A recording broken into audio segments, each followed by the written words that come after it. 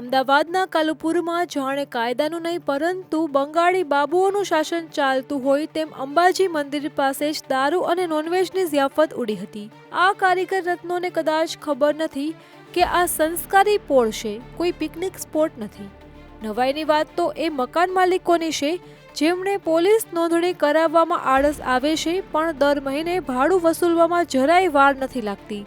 સ્થાનિકો બિચારા ઊંઘવાના બદલે રાત્રે પોલીસ બનીને દરોડા પાડે છે, જ્યારે અસલી પોલીસ તો કદાચ કુંભકર્ણની નિંદ્રામાં હતી।